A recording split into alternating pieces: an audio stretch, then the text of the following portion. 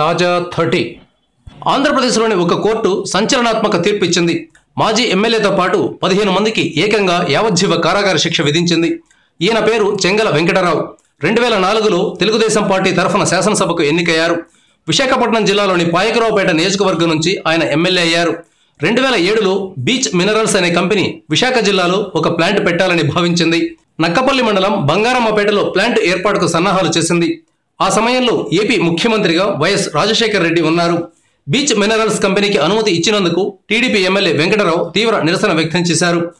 బంగారమ్మపేటలో beach minerals కావాలని ఒక వర్గం, వద్దని మరో వర్గం పరస్పరం తలపడ్డాయి.